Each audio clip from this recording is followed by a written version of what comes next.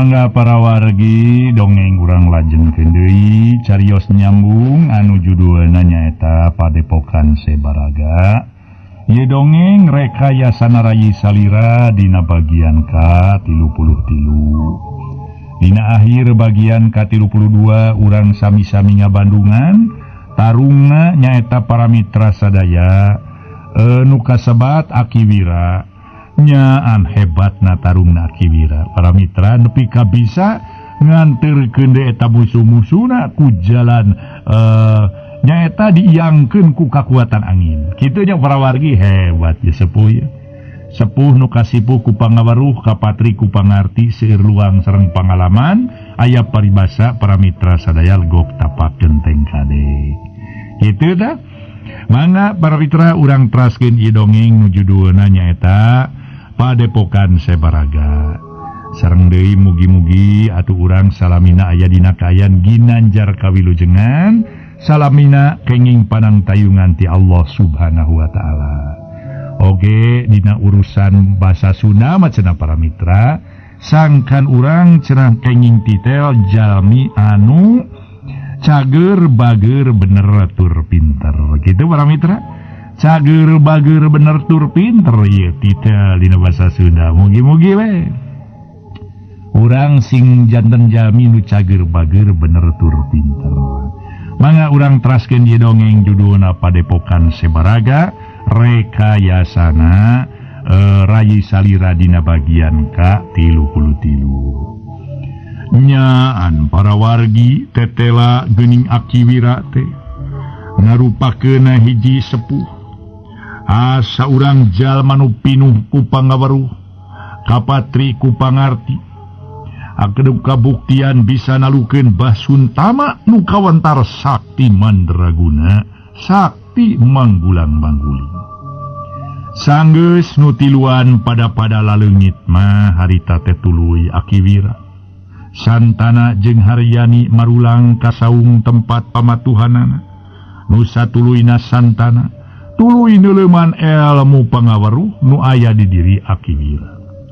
Jadi ceuk cohagna mah santana harita guguru ilmu, muhit ilmu maneangan pangarti, sangkan jadi jalma anu dina kaayan salamet dunya rawuh akhirat.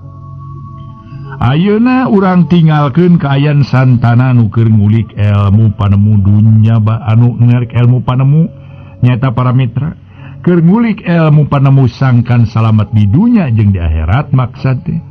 Ayeuna urang paju deui lalakon anu parantos lami nyaeta kateler-teler.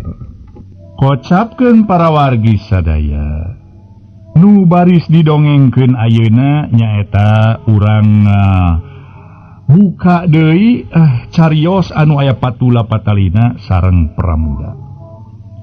Pramuda nu harita rek ngajorag ka Pasir Maung, nu maksudna rek neangan bandara, nu kanyahoan yen bandara teh anakna kira ngaji dedengkot rampog Pasir Maung. Pramuda yakin yen tangtu bandara aya di eta tempat bapana. Geus nekad memang pikeun pramuda sok sanajannya mangsa ti heula dirina eleh jajaten ku bandara mangsa bandara mateni eyang mingkar. Tapi pikeun pramuda henteu manehna teu ngelehan kitu bae. Yen sanajan kumaha bae dirina kudu males pati ka bandara, nu teu sabaralila geus anyog ka wewengkon Pasir Maung nyata daerahna kira ngaji. Pramuda keur jongjon leumpang katempoeun pisan ku Ki Mujakar jeung Ki Mujalim. Kakak, tempo sanu keur leumpang. Muru kadieukeun. Ceuk Ki Mujakar nunjuk ka hareup. Bari ngareret ka Ki Mujalim. Mana Ki Adi? Pokna euleug tuh di hareup. Geuning keur leumpang muru ka dieu tuh. Siga-siga si Pramuda geuning. Mun waktu tarung jeung urang di Nanjung teh. Uluh. Nyawa geuning. Teu salah eta si Pramuda. Tangtuna ge rek ngajorog ka dieu pikeun males pati ka den bandara meureun. Ceuk Ki Mujalim bari harita teh ngareret. Atuh tuluy Mujakar nyarita deui. Tuluy kumaha pipeten urang geus ieu Ki Adi? Pokna ngareret ka Ki Mujalim. narek disanghareupan heula ku urang duaan atau kumaha? Sangeuk kudu gelut deui mah kakak lah. Apaan kakak ge nyaho kana pangartina si Pramuda? Sasat lain bantrak-bantrakeun urang duaan. Lain pagawean memeh sasarap. Apaan urang duaan ge teu mampu? Pandaina mah urang buru-buru laporan we ka Ki Guru. Bejakeun yen si Pramuda geus datang. Ki Mujalim embungin ari kudu adu hareupan jeung Pramuda mah. Da puguh geus kanyahoan nepi ka mana tahapan pangarti Pramuda nu memang lain pitandingeun maranehna duaan. Gegelanan jadi kakak mah bet penasaran keneh ka manehna teh. Penasaran kumaha ari kakak? Na kakak rek ngajakan ditarung jeung manehna. Ceuk Ki Mujalim neuteup ka Ki Mujakar lanceuk. Islah lain kitu euy. Tapi rek ku ieu pokna bari nyabut peso balati tina cangkengna. Ku kakak rek dilempag ku ieu peso balati. Tangtu kakak ieu moal nyarahan ka kambaledog ka manehna. Si bangsat bakal beunang katilu ku ieu peso. Pasti bakal modal. Ceuk Ki Mujakar ngababarikeun aker dina nggoning nyarita teh. Aya paribasa cenah para mitra sadaya. Atuh cenah bibir teu diwengku letah teu tulangan. Jadi dina ngomong teh paduheuai teh lain bobodohan. Ki Mujakar nganggap enteng ka Pramuda. Nganggap keuyeub apu ka Pramuda sok padahal Pramuda geus kanyahoan kumaha katanginasanana. Pramuda geus kanyahoan kumaha ketakna dina nggoning tarung. Malah manehna duaan ge geus teu bisa kuat ngalawan Pramuda waktu harita. Harita Mujalim nyan nanyakeun. Nah kakak yakin gitu bakal beuna? Beuna mah kuring mah terus terang we kakak ieu. Pokona mah lah. Kuring mah bising nyalahan we hayo ke. Urang nu diudag-udag. Sareung mun gancang kapanggih ku Ki Guru mun hanteu. Tangtu urang dipateni meureun kakak ku manehna. Urang ge nyaho kumaha ilmu panemu jampe pamakena. Pasti kasabelan teh sok sanajan budak ngora oge. Katingalina jiga keuyeub apu bau keneh jaringau. Tapi wah ilmu nalin bantrak-bantrakeun da si kasabelan teh. Ceuk Ki Mujalim. Bangun ngarasasieun para mitra sadaya ku Pramuda anu memang geus kanyahoan kumaha pangartina. Ya, maneh mah nganggap sepi kakak maneh nya. Ki Mujakar muncereng teu ngeunaheun lantaran asa diremehkeun ku adina. Tempokeun heula si kakak ye. Engke ge maneh nyaho kumaha buktina. Geus cicing we lantaran geus deukeut ka urang. Tenang we keun. Hayang nyaho nepi ka mana? Ya, sok sanajan sakumaha jagona ge dibongohan mah beunang wae atuh. Sok sanajan sakumaha hebatna ge lantaran ai jelema mah boga apesna. Wah boa kapanggih ku si kakak apesna ngajolopong manehna teh nu matak sing tenang we keun ulah sieun-sieun ulah keung-keung. Hayang nyaho rek dicoba ku si kakak rek dibaledog bari jeung di pongohan. Da moal katingali atuh nyaho nancer boe dina punuk dah. Mangani sapa terus katoe da ketiruk genggerongna ku peso balati kakak mah. Marukan teh tong boro sifat jelema tangkal kae we ambres ieu peso balati nepi ka heser dicabutna atuh marukan teh jeung di tanaga kakak dina maledogkeun luar biasa atuh gedena. Ieu nu jadi modal pikeun urang puguh ge. Ceuk lanceukna para mitra lanceuk sapaguron. Ki Mujakar muncereng teu ngeunaheun lantaran asa diremehkeun ku adi sapaguron. Para mitra sadaya, sok tempokeun heula ieu. Engke maneh nyaho buktina geus cicing ya, lantaran disiekeun tuh. Sok siap-siap. Pokna. Jep duaan jarempe lantaran memang Pramuda geus ampir deukeut ka tempat panyumputan manehanana. Lila lar Pramuda ngaliwatan ka tempat panyumputanana. Nupikeun Pramuda mah teu boga rasa curiga naon-naon. Yang dirina keur diancam pati ku dua jalma. Ki Mujakar geus sayaga nyekel peso balati dina leungeun katuhu. Nu sabada rada jauh ti manehna ngan peuleus urang Ki Mujakar ngalempagkeun peso balati ngarah kana tongong Pramuda nu keur jongjon leumpang. Pramuda nusasat nagis asak perasaan tur tagis kalati. Bet bisa karasa angin nu ngahiukna nu beda jeung angin biasa muru kana tonggongna.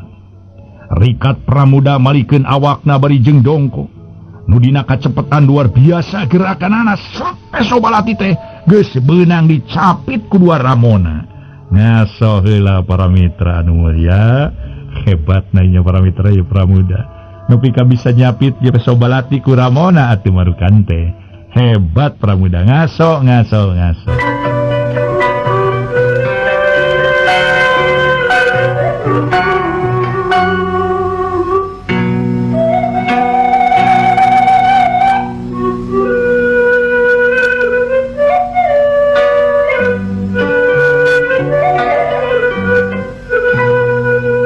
Sakumaha nu kauninga para mitra sadaya. Dina kacepetan luar biasa, dina gerakan anu kacida cepetna srek peso balati teh geus beunang dicapit ku dua ramona. Reuwas oge pikeun Pramuda lantaran dirina aya nu ngabongohan ti tukang. Pramuda luak liuk neangan jalma nu ngalempalkeun peso balati ka dirina. Sedengkeun pikeun Ki Mujalim jeung Mujakar pohara colohokna. Bengong manehna olohok ngembang kadu olohok mata si meuteun. Kunempo kakuat kacepetanana gerakan Pramuda, kakesitanana gerakan Pramuda, teu disangka sacongo buuk yen bisa nangenan kana ayana serangan peso balati. Ngadureg-deg guanana lalumpatan lantaran ngarasa sieun ku Pramuda nu langsung muru ka tempatna Kira Ngaji rek laporan. Pramuda ukur mencrong kadua jalma harita teh anu memang harita ge para mitra sadaya manehanana laluncatan tina tempat panyumputanana tapi teu sing dibales ukur dipencrong teh nu lalumpat teh para wargi sadaya. Dasar hayam lisung kabih ge geninganan kabisa ukur ngabongohan we teu wani adu hareupan si kasebelan teh. Gerentesna bari mencro. Keun lah sina laporan ka guruna. Ku aing tan wane ditungguan di dieu. Hayang nyaho nepi ka mana dijajal ku aing kabege. Kituna teh bari gek diuk ngareureuhkeun ka cape. Sakalian ngadago musuhna nu diharepkeun mah bandara pisan nu datang teh. Kocapkeun Ki Mujakar jeung Ki Mujalim nu lalumpatan tadi. Tuluy baralik deui ka arang ka tempat patempatan guruna nyaeta Kira Ngaji. Nu pangheulana nyaeta nanya Ki Dogar, "Aya naon Jagar? Jalim? Maraneh lalumpatan kitu euy?" Ceuk Ki Dogar basa nu duaan eus anjog teh. Sajongjongan mah nu duaan teh teu nemalan ukureng hapranyu we cenah para mitra sadaya. Harita ge jeung deui narik napas sebakat ku cape. Nu duaan teh sabada rada leleler pok Ki Mujakar cumarita. "Aduh. Nu sakumaha dicaritakeun teh ya? Geus ka dieu keun nya tanah si Pramuda teh. Pokona mah geus datang euy." Ceuk Ki Mujakar mencrong ka Ki Dogar. "Baru? Gancang tu urang laporan ka guru." Telo baca tur para mitra sadaya manehna tuluy nepikeun eta pamanggihna kanu jadi guruna. Ngadenge musuhna geus datang, ngadenge anu nganiaya anak buahna geus datang. Harita Kira Ngaji tuluy nyarita. "Kumaha sia? Jadi geus ka dieu si Pramuda teh, ha?" Nah rek sosoro koyor kitu. Make rentang-rentang datang ka ieu tempat sagala. Wani-wani asup ka sayang maung. Wani-wani asup ka kandang macan si kasebelan teh. Canyahoan meureun saha sabenerna urang dieu. Ceuk Kira Ngaji nu norojo teh. "Mohon bah, si Pramuda geus datang. Nuntang-tungna ge ngacorag ka Ki Guru. Majelkeun teh bari nangtang-dang teh mana guru sia nu peot teh cekitu? Mana guru sia nu kabetus teh cekitu? Rajun kabetus ka awewe." Kitu. Ceuk harita teh para mitra Mujalim. Nyarita para mitra bari jeung mapanas ka guruna.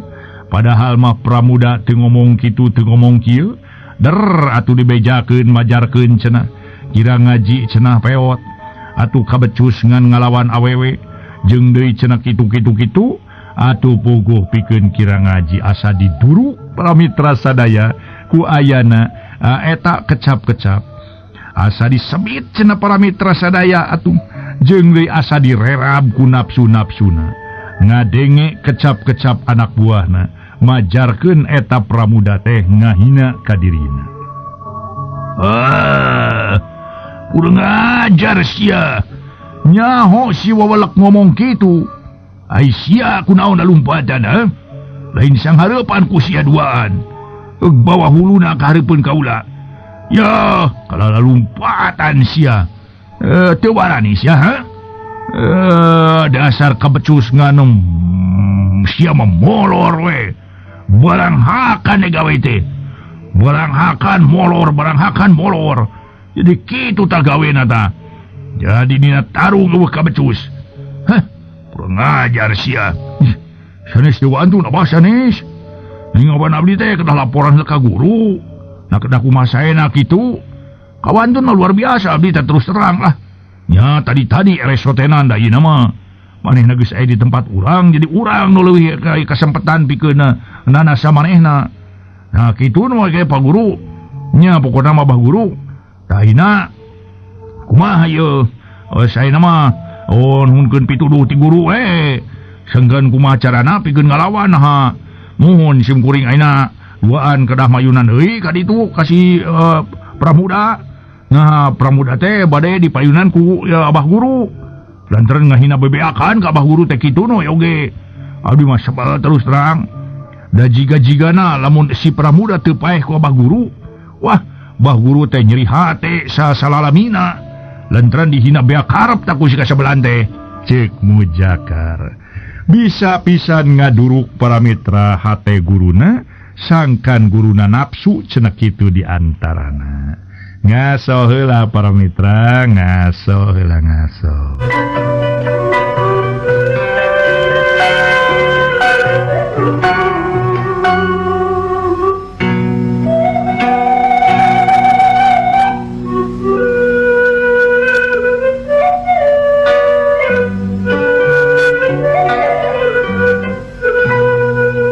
Mitra anu mulia nu sami-sami ngabandungan hidung.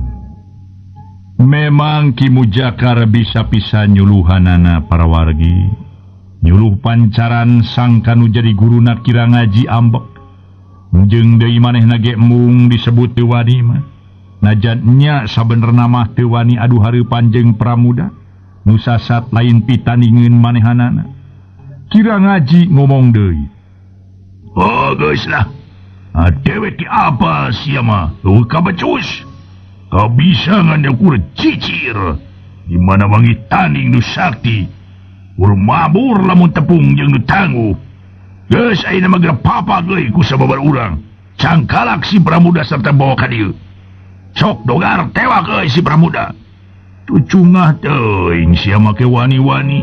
Ngahina ka dewek sagala. Ayang nyaho ku aing disopak huluna ku aing geura. Kurang ajar. Disuri lambeungeut na ku aing. Wani-wani ngajorag ka tempatan urang. Teu nyaho manehna asup kana sayang macan deuleu. Asup kana sayang maung, asup kana kanang macan. Kurang ajar sia. Sarua we jeung asup kana bubu. Bisa asup moal bisa keluar deuleu. Sok euy, tewak euy. Bawa ka deweknya. Cek kira ngaji bari marentah ka Kidogar. Sanggeus aya parentah kitu mah Kidogar jeung sababara urang baladna. Langsung muru ka tempat di mana ayana pramuda. Nu teu sabara lilage geus anyog kalawan bisa nempoeun ka pramuda nu keur diuk bari nyarane kana tatangkalan. Jeleng-jeleng 5 urang jalma langsung tinggara jeleng ka hareupeun pramuda nu keur diuk. Kituna teh bari jeung marsat pakarang-pakarangna. Rada ge ngaranyug pikeun pramuda. Tapi gancang sadar kana kaayaan. Yen balai cenah bakal tumiba ka maranehna. Kada balai bakal tumiba ka dirina. Pramuda gancang nangtung tatan-tatan mencrong kanu limaan. Red kagigir kidogar keur nangtung ngajega bari nempokeun balad-baladna. Naon si laing limaan? Make jeung ngepul ngepung wakul boya mangap sagala kadewek ha? Rek naon sia make jeung ngepung dewek sagala rupa? Cek Pramuda mencrong kanu limaan. Pramuda, tepung deui jeung dewek euy. Nggak inget kene ka dewek ka bandeuy Pramuda. Aduh, pokona mah yeuh. Jeung deui sia ieu teh poe panungtungan pikeun ilaing mah hirup ku melenang di alam dunya. Lantaran sakedeung deui sia baris dianterkeun ku dewek ka neraka deuleu. Cek Kimu Jakar hohoak bumeh loba baladna. Geuning ani kamu Jakar. Kadongdora euy hahaok teh. Keur loba batur mah. Jeung dewani-wani Andika rek nganterkeun dewek ka neraka. Sok dewek anterkeun ka neraka. Geus nepi ka ditu dewek mah kaluar deui ti neraka tapi sia salilana cicing di neraka deuleu. Nya an loba baturna mah meuni harus sorana ge meuni hahaokna ge ya dasar ago. Bah ago mah kitu tah. Pokona mah lain ago ngaranna hayam lama nu kitu mah. Dasar hayam pelung sia mukur kongkorongok we bisa nade. Teu bisa tarung deuleu.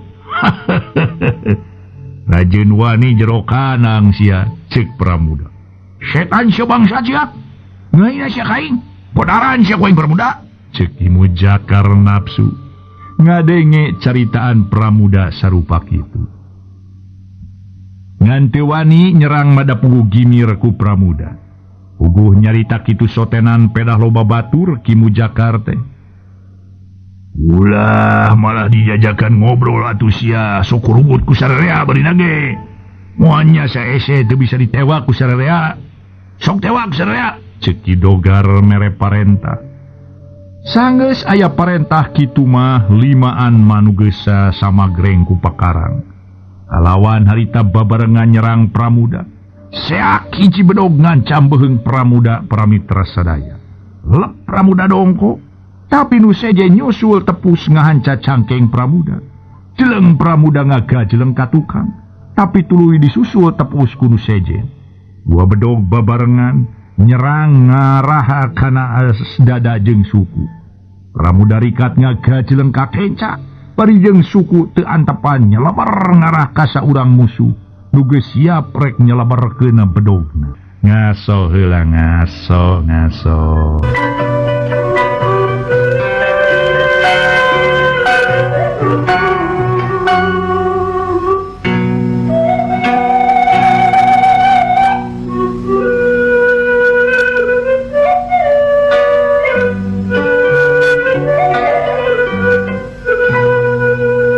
Mitra pamiarsa nu sami-sami ngabandungan ye dongeng. Sanggeus aya parentah kitu mah lima anana geus samagreng ku pakarang. Kalawan meh babarengan nyerang ka Pramuda. Seak hiji bedog ngancam beheung Pramuda. Lep Pramuda dongko. Tapi nu sejena nyusul tepus ngahanca cangkeng Pramuda.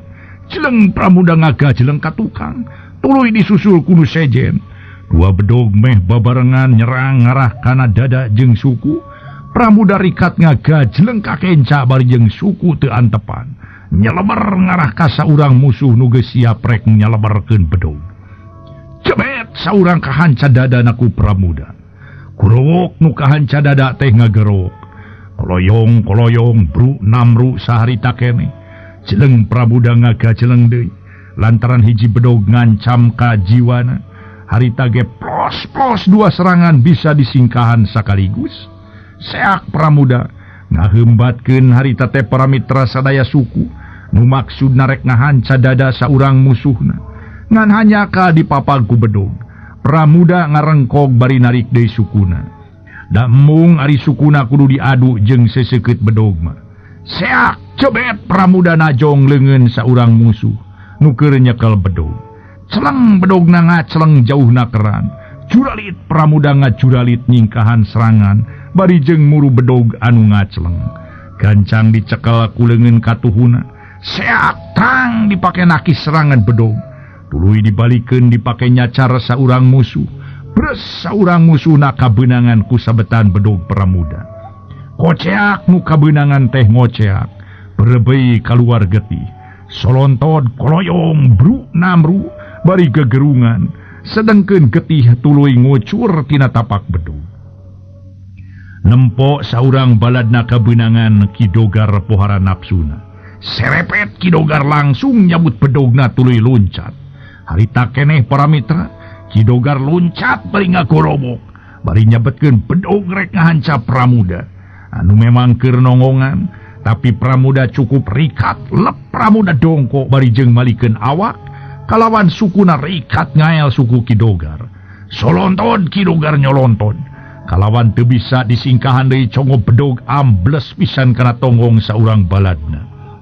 koceak deui para mitra anu harita nyaeta para wargi sadaya katuples tonggongna ku Kidogar ngoceak tuluy melengking getih ngucur tina tonggongna meh ambles kabeh da puguh tadi Kidogar ngagunakeun tanaga disakalikeun ngaheumbatkeun bedog Kidogar sajongjongan ma para mitra colohok bengong lantaran bedogna keuna kana tonggong baladna keneh waktosna rupina duwi ka dieu bae heula para mitra carios nyambung nuju duana nyata Padepokan Sebaraga karangan Rayi Salira dina bagian ka 33 sapunyere pegat simpai paturai patepang deui wilujeng kantun bae kasadayana mangga permios.